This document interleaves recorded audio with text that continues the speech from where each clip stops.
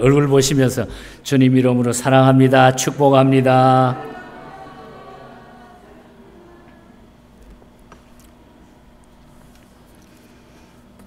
우리 예언교회는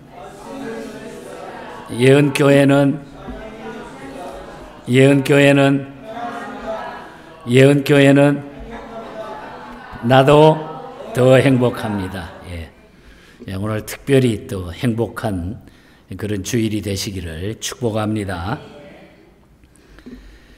오늘 우리가 기쁨의 시간들을 보내면서 예수 안에 있는 평안이라고 하는 이런 말씀을 한번 나누면서 정말 우리가 예수 믿는 것이 얼마나 좋고 또 귀한 것인가 하는 것을 확인하는 그런 말씀이 되시기를 바랍니다. 미국의 그 뇌졸중 예방협회를 이끌고 있는 그 전문의들이 그 뇌졸중 여부를 자신이 점검할 수 있는 간단한 방법을 의학 잡지에 기재한 것을 얼마 전에 읽었습니다. 요즘 그 뇌졸중이 많이 일어나잖아요. 이것 때문에 정말 우리 육체가 망가지고 평생 그것 때문에 고생하는 이런 분들도 있죠. 근데 이것을 점검하는 간단한 방법이 몇 가지가 있는데, 첫째는 웃음을 보면 안다. 웃어 보아라 그래요. 웃어. 그러니까 마음 놓고 여러분들이 막 박장대소, 피안대소 할 수 있다면, 막 깔깔깔 대고 막 웃을 수 있다고 하면은 아직은 뇌졸중이 아니다. 이것이 이제 증명이 됩니다. 그런데 제가 보기에는 잘 못 웃는 분들이 꽤 많아요. 그래서 여러분들이 웃음이 그렇게 중요한 겁니다. 신경이 마비되고 얼굴 근육이 굳어지면은 웃을 수가 없기 때문이에요. 우리가 신경이 마비되거나 얼굴 근육이 굳어지게 되면 웃고 싶어도 이게 웃음이 표현이 안 되잖아요. 그래서 웃음이 대단히 중요해요. 그렇게 되기 전에 자꾸 웃으라는 거죠. 그래서 요즘 그 세계적으로 웃음 치료법이 아주 각광을 받고 있습니다. 웃음 치료법. 돈이 드는 것도 아니고 약물 부작용 걱정할 필요도 없습니다. 그저 모여서 웃고, 만나면 웃고, 헤어질 때 웃으면서 헤어지고, 먹을 때도 웃으면 된다는 거예요.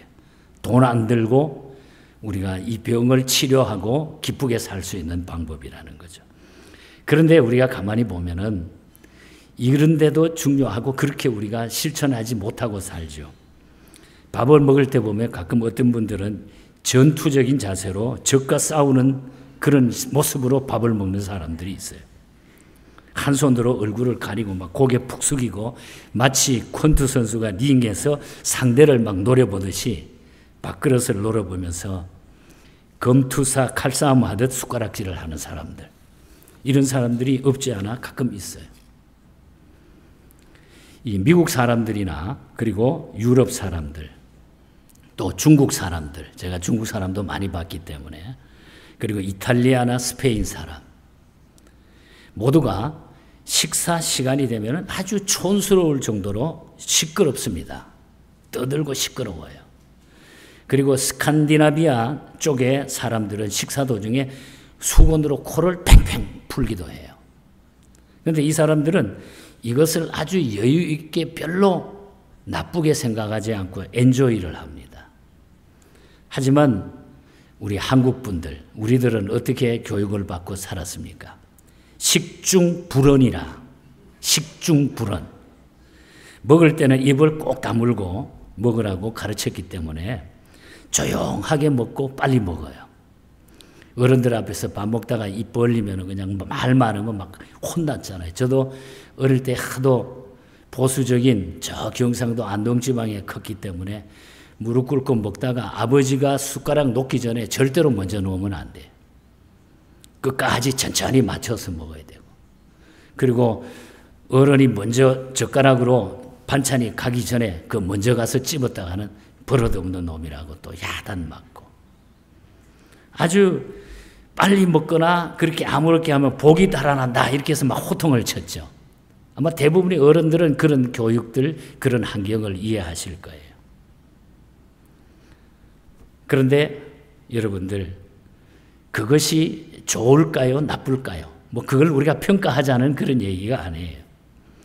우리 서울의 그 강남 차병원에서 그 유명했던 이병욱 장로님, 교수님인데, 그 이분이 쓴 책도 많고, 이분이 아주 장로님이기 때문에 그 신앙적인 책, 제가 한번 목회할 때 이분 초청해서 간증 집회도 한번 한 적이 있습니다만은, 이분이 그 쓴 책이나 이분이 그 경험담을 이야기해 놓은 글을 보면은, 간암 4기 진단을 받은 어떤 A씨가 계시는데, 그 주치의는 그를 치료할 때마다 자꾸 웃으라고 했대요.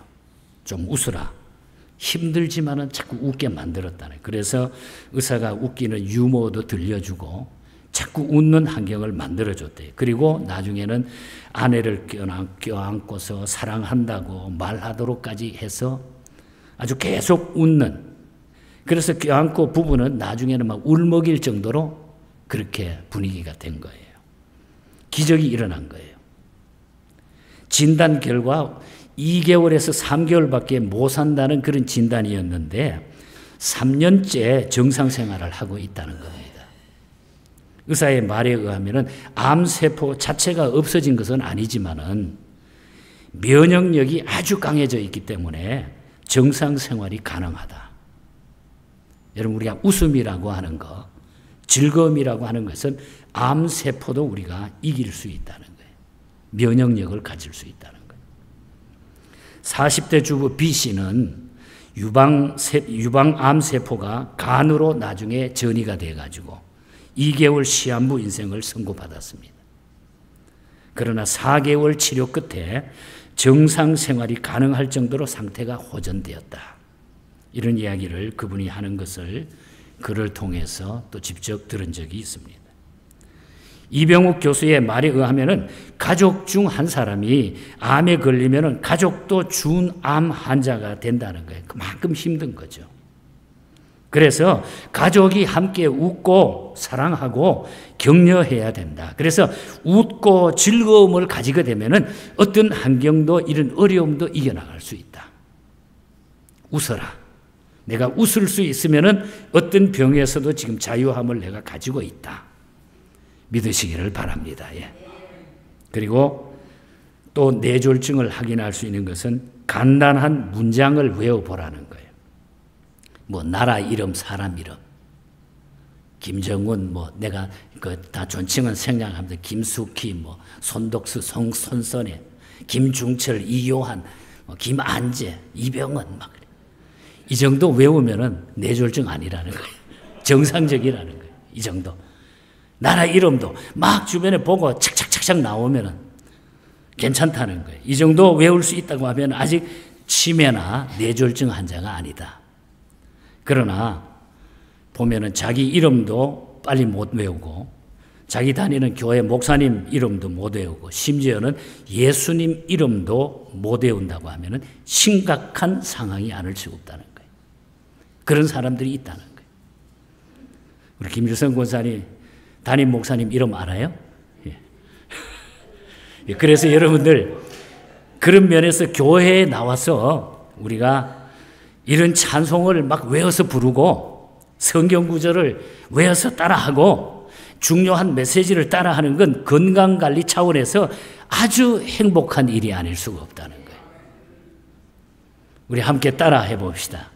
스트레스 주지도 말고 받지도 말자. 건강의 적 스트레스 남에게 주지도 말고 주더라도 받지도 말자. 예. 우리가 하나님 앞에서 외우고 외치고 이렇게 하면요 절대로 우리의 주변에서 나쁜 것이 틈타지 못한다는 거예요. 그렇게 사시기를 바랍니다. 기쁘게. 그리고 또 하나는 뇌졸중을 우리가 알아볼 수 있는 또 하나는 두 팔을 올려보라는 거예요. 여러분 한번 두 팔을 한번 올려보세요. 우리가 맨손 체조할 때 스트레칭 할 때 흔히 두 손을 올립니다. 그리고 자연스럽게 올라갔다가 내려오는 것이 정상이에요. 다 한번 올려보세요. 안 올라갑니까? 김종훈 집사님 안 올라가요? 두 팔이 올라가죠. 예, 내리십시오. 우리 교회는 다 올라갔다 내려옵니다. 그런데 두 손이 올라가지 못한다든지 올라가기는 하는데 그게 막 끊어질 듯 아프다고 하면은 문제가 있는 거죠. 그런 면에서 우리가 기도할 때에 두 손 들고 흔들면서 기도하는 것, 찬송할 때에 박수치고 흔들면서 찬송하는 것, 건강관리와 증진에도 큰 효과가 있는 거예요. 아까 우리 손장로님이 우리 박수치면서 찬송합시다. 성경에도 나오는 거예요. 이거 우리가 건강하니까 할 수 있는 거지. 그리고 그렇게요, 하기 싫어도 하다가 보면 내가 영적으로 육적으로 건강해진다는 거예요. 믿습니까? 예. 제가 그래도 교회 음악을 공부했기 때문에 그 정도는 알고 있어요. 무조건 뭐 박수치라 이게 아니라 정말 우리가 하나님을 찬송하는데 기쁨으로 감사함으로 우리가 하자는 거예요. 그러면은 내가 육신의 건강에도 그것이 너무나 좋다는 거죠. 그래서 우리는 기도할 때 두 손 들고 찬송할 때 박수치고 이렇게 우리가 주님을 섬기는 것이 아주 건강하다는 거예요. 나라마다 다르지만은 전체적으로 보면은 10명 중에 1명이 불면증에 시달린다는 이 통계가 나옵니다. 10명 중에 1명은 불면증 때문에. 그런데 이 불면증을 이기는 방법을 제시를 했는데 가장 좋은 방법은 낮에는 열심히 보람된 일을 해라. 자원봉사도 좋고 뭐 양로원 노숙자들 안 그러면 자기가 뭐 하는 일들이 있으면 막 열심히 찾아가면서 열심히 일을 하라는 거예요. 그토록 많은 사람들이 불면증으로 시달리는 가장 중요한 이유는 스트레스 때문이라 그런 거예요. 스트레스 때문에. 전문가들의 말에 의하면은 스트레스성 불면증을 해소하려고 하면은 거기에 대한 해답이 종교 활동을 하라. 종교 활동. 종교 활동이 뭡니까? 열심히 신앙생활, 교회생활 하라는 거예요.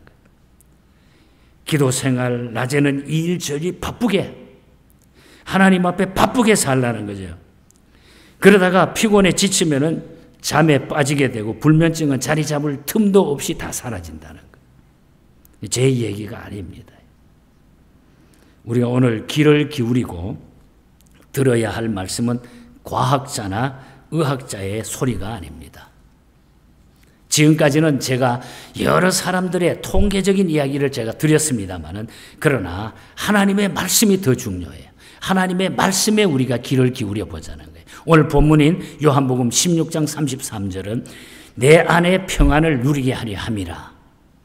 또 요한복음 14장 27절을 보면은 평안을 너희에게 끼치노니 곧 나의 평안을 너희에게 주노라. 내가 너희에게 주는 것은 세상이 주는 것과 같지 아니하리라. 너희 마음에 근심도 하지 말고 두려워하지도 말라. 그리고 요한복음 16장 오늘 22절을 보면은 지금은 너희가 근심하나 내가 다시 너희를 보리니 너희 마음이 그때는 기쁠 것이요 너희 기쁨을 빼앗을 자가 없느니라. 우리 시대는 웃을 일이 별로 없습니다. 요즘 시대를 보면은 여러분 세상을 바라보면 웃을 일이 별로 없어요. 정치 현실도 그렇고 경제 현실도 그렇고 사회 분위기도 웃을 일들이 별로 많지 않아요. 그러나 우리에게 노래할 이유가 있고 웃을 이유가 있습니다. 그 이유는 간단합니다. 예수님 때문이라는 거예요. 그래서 오늘 본문에서 간단하게 말씀을 정리해 보겠습니다. 먼저 누구에게나 환난이 있다는 것입니다. 우리 사람에게는 누구에게나 환난이 다 있다는 거예요. 세상 살다가 보면. 33절입니다. 세상에서 너희가 환난을 당하나 담대하라. 여기서 말하는 환난은 질병, 실패, 절망, 좌절 등을 포괄하고 있습니다만은 특별히 예수님 때문에 받는 고난을 뜻하고 있습니다. 예수님 자신의 생애를 살펴보면요, 고난과 시련과 아픔의 연속이었습니다. 탄생이 그렇고 성장이 그렇고 애굽으로 피신해야 했고 갈릴리에서는 요셉을 도와 노동을 해야 했습니다. 이 일생이 주님의 그 삶을 보면 피곤하고 힘든 삶이었어요. 우리 사람과 똑같이. 그 후에 예루살렘으로 올라오신 이후에 3년 동안은 박해, 반대, 멸시, 십자가의 죽음이 그를 기다리고 있었다는 거죠. 제자들도 역시 마찬가지입니다. 베드로는 감옥에 들어가야 했고 로마에서 순교하게 되죠. 사도 바울 역시 사도가 된 이후 반대받고 핍박받고 고문 투옥 그리고 결국은 순교하게 됩니다. 여기서 많은 사람들이 우리 역시 의문을 제기할 수 있잖아요. 그러면은 예수 왜 믿느냐? 죽을 바엔 예수 왜 믿느냐? 고난받을 바에야, 핍박받을 바에 예수 왜 믿느냐? 살기 위해서 믿어야지 죽기 위해서 믿으라는 말이냐? 이렇게 우리가 항변할 수가 있겠죠. 그러나 중요한 것은 여러분, 고난 없는 영광은 없다는 것입니다. 고난이 없는 영광은 없어요. 신순범 장로님이 쓴 책, 영어 제목이 바로 No Pain, No Glory라고 하는 책이 있어요. No Pain, No Glory. 우리 한국말로는 고난 없는 영광은 없다. 고난 없는 영광은 없다. 영어로도 번역이 됐습니다. 이분은 우리 한국의 국회의원을 지낸 분입니다. 아주 고생을 많이 했어요. 4평짜리 차고에서 라면 장사로 시작했던 분이에요.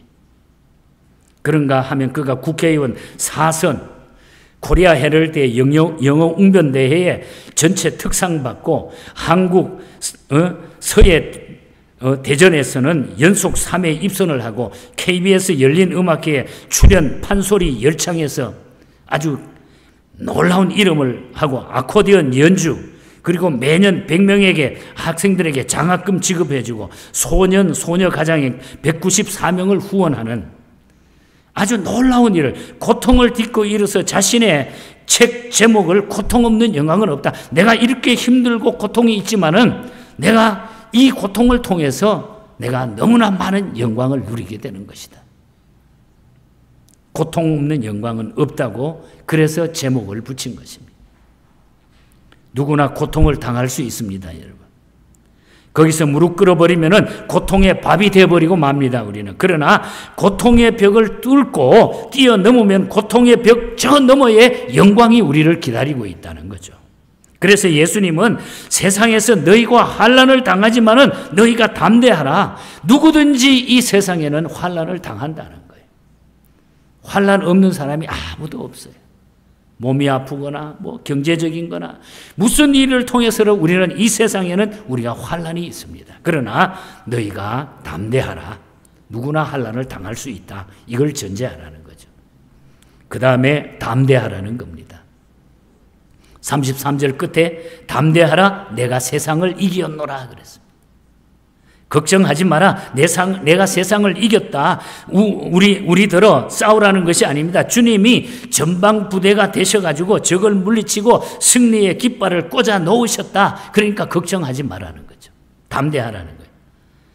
주님께서 이기신 세상은 무엇을 뜻합니까, 여러분? 죽음, 죄, 사탄을 의미하고 있는 거예요. 내가 죄를 이기고 사탄을 이기고 죽음을 내가 다 이겼다. 걱정하지 마라. 다 이겼다. 그런데 너희가 실제로 걱정할 일이 무엇이냐 이 말이에요. 엉뚱한 것을 가지고 우리가 걱정하지 진짜 걱정할 것 위해서는 걱정을 안 한다는 거죠. 십자가로 죄를 이기셨습니다. 부활로 죽음을 이기셨습니다. 찔리고 상함으로 질병도 다 이기셨어요. 우리 주님은. 마귀는 예수님 이름만 들어도 벌벌 떠는 겁니다. 그래서 중요한 것은 지고 이기셨고 죽음으로 이기셨다는 거예요. 우리 주님은 지고 이기셨고 죽음으로 이기셨다는 거예요. 세상 사람들은 짓밟고 넘어뜨리고 무찔러야 이긴다고 생각을 합니다. 그러나 우리 주님의 승리의 방법은 자신이 매맞고 찔리고 상처받음으로 우리를 치료하셔서 우리에게 승리를 주셨다는 거죠. 자신이 천대받고 멸시받음으로써 우리를 존귀하게 만들어 주셨다는 거예요. 자신이 십자가에 달려 죽으심으로 부활과 영생을 우리에게 확실하게 주셨다는 거예요. 전략이 전혀 다른 거죠. 주님의 전략은. 세상을 이기신 주님이 우리에게 말씀하십니다. 담대하라. 겁내지 말라. 걱정하지 말라. 근심하지 말라. 용기 내라. 힘내라. 내가 이겼다. 내가 이겼다. 주님이 이겼다. 그래서 여러분들 이 세상 그 주님을 우리가 모시고 살기 때문에 담대하게 사시기를 축복합니다. 여러분. 끝으로 말씀을 드릴 것은 예수님 안에 평안이 있다는 것입니다. 그래서 말씀드린 대로 요한복음 14장 27절에 보면은 평안을 주겠다. 내가 주는 평안은 세상이 주는 것과 다르다. 그러므로 너희는 근심도 하지 말고 두려워하지도 말라. 또 요한복음 16장 22절에서는 너희 기쁨을 빼앗을 자가 없느니라 그랬어요. 우리의 기쁨을 빼앗아갈 자가 없다 그랬어요. 이유는 하나님이 주신 평안과 기쁨이기 때문에, 사람이 주는 게 아니고 하나님이 우리에게 주셨기 때문에 그것을 빼앗을 자가 없다. 그리고 33절에서는 내 안에 평안을 누리게 하려 함이니라. 네가 그걸 누리게 하기 위해서. 이 세 구절을 합쳐보면 개념이 정립이 되죠. 평안은 하나님께서 주신다는 거죠. 평안은 사람이 주는 게 아니라 하나님이 주신다. 그 평안은 세상 것과는 다르다는 거예요. 그 평안은 빼앗을 자가 없다는 거예요. 예수 안에 예수와 함께 있어야 그 평안이 보장되고 유지된다고 하는 이 말씀을 우리에게, 예수 안에 있어야. 그렇습니다. 저는 어느 날 그 어항 속에 있는 아주 고급 열대어를 하나 봤어요. 어떤 집에서. 그 뭐 고기 한 마리가 몇천 불 한다 그러더라고요. 그러나 그 어항 속에 있는 물고기도 값비싸지만은, 그런데 그 물고기가 어항 밖으로 1시간만 나와 있으면 죽고 마는 겁니다. 물고기의 평안과 행복은 물 속에 있을 때 가능한 거예요. 어항 속에 있을 때 가능하다는 거예요. 그리스도인의 평안과 행복은 그리스도 안에 있을 때에, 그리스도와 함께 할 때에 성립이 된다는 거예요. 예수님과 함께 해야만이 진짜 평안이 있다. 예수님 떠나면은, 뛰쳐나가면은 그 시간부터 영이 마르고 육이 시들시들 죽고 말아요. 교회 생활 잘하다가 예배 잘 드리다가 세상 밖으로 나가면 그때부터 시들시들하기 시작해. 한번 보세요. 삶이 완전히 달라지게 돼 있어요.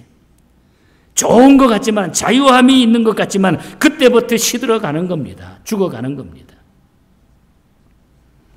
본문 32절을 보면은 예수님과 함께 하던 제자들도 결국 다 각각 제 곳으로 흩어지고 나를 혼자 둘 때가 온다, 그런 이야기를 했어요. 제자들까지도 예수님 십자가에 못 박히니까 다 흩어지고 제 각 곳으로 흩어졌다. 하지만 32절 끝에 보면은 그러나 내가 혼자 있는 것이 아니라 아버지께서 나와 함께 그때도 계시느니라.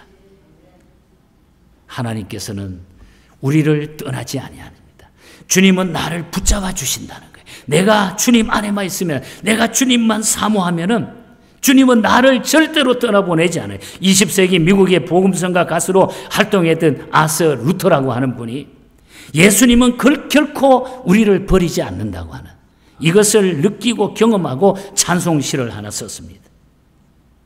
이 세상의 친구들 나를 버려도 나를 사랑하는 이 예수뿐일세. 검은 구름 덮이고 강풍 일어도 예수 나의 힘되니 겁낼 것 없네.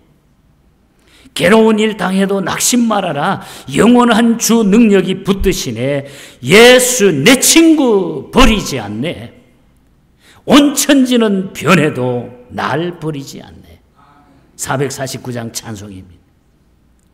예수 내 친구 날 버리지 않네. 온 천지가 다 변해도 날 버리지 않네. 예수 안에 평안이, 주님 안에 있을 때 우리는 버림받지 않고 주 안에 평안이 있습니다. 주 안에 평안이 있고 행복합니다. 그렇다고 당신은 떠날 사람, 당신은 날 버릴 사람, 당신은 못 믿을 사람, 언젠가는 배신할 사람이라고 하면서 담을 쌓고 의심하고 멀리하는 것은 엄청난 잘못입니다. 둘이, 셋이, 가족이, 공동체가 주님 안으로 함께 들어오면 되는 거예요. 주 안으로 다 들어와야 돼요. 그래서 우리는 누구나 주 안에 함께 해야 돼요. 그래서 오늘 우리가 이 야외에 나가는 목적도 우리가 주님 안에 하나가 되는 것, 주 안에 들어오면은 우리가 이 공동체를 통해서 하나님의 놀라운 사랑과 기쁨과 즐거움을 우리가 진짜로 맛보는 거예요. 이 땅에서 천국을 우리가 맛볼 수 있다는 거예요. 흥하느냐 망하느냐 상관이 없습니다. 주를 떠나면 흥하는 듯 하다가 망할 것이고 주 안에 있으면 망하더라도 다시 흥할 기회가 온다는 거예요. 주님 안에 있으면. 사느냐 죽느냐도 문제가 될 것 없어요. 예수 떠나면 살다가 지옥 갈 것이고 예수 함께하면 죽어도 다시 살아나서 천국에 들어갈 것입니다, 여러분. 그래서 언제 어디서나 예수님이 제일이라는 거예요. 예수님이 제일. 주님을 위하여 주님과 함께 주님 때문에 우리가 주님 날개 아래 밑에 거하는 것. 주님이 나를 통해서 나를 안아주시고 예수 아래 그 기쁨과 나를 보호함과 거기서 편안히 쉼이 우리에게 있다고 하는 것. 이것이 놀라운 하나님의 은혜가 아닐 수가 없는 것입니다. 목회하다가 목회의 길이 앞에 꽉 막혔습니다. 구식 목사님이라는 분이. 목에는 종기가 나가지고 노래를 부를 수가 없고 말을 할 수가 없어요. 설교를 할 수가 없어요. 목회자. 고통 속에 지납니다. 하나님의 엎드려가지고 어떤 데는 불평도 해보았습니다.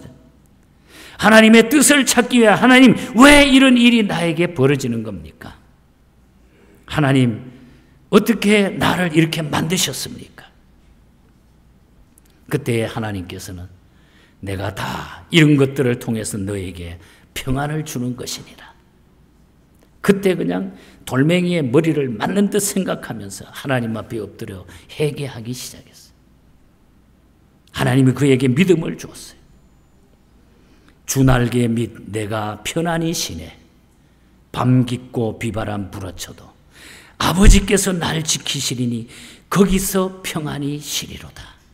하나님이 나를 지켜주시고 주님이 나를 품에 안아주신다니 그때부터 모든 것이 회복되기 시작합니다.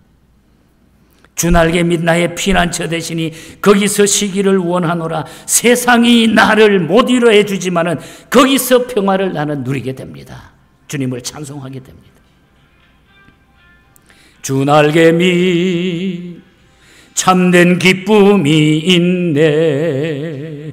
고달픈 세상길 가는 동안 나 거기 숨어 돌보심을 받고 영원한 안식을 얻으리라. 아버지께서 날 지키시리니 거기서 편안히 쉬리로다. 주 날개 밑 즐거워라. 그 사랑 끊을 자니뇨. 주 날개 밑 내 쉬는 영혼 영원히 거기서 살리. 예수 안에 진정한 평안이 있습니다. 33절 마지막입니다. 세상에서는 너희가 환난을 당하나 담대하라. 내가 세상을 이기었노라. 설교 준비하다가 이 구절을 평소에 잘 알았는데 이만한 글씨로 저에게 마음에 비춰졌어요. 세상에서 너희가 환난을 당하나 담대하라. 내가 세상을 이겼다. 주님이 다 이겨주셨다. 그 주님 안에만 살면은 우리가 이 승리를 맛보고 산다.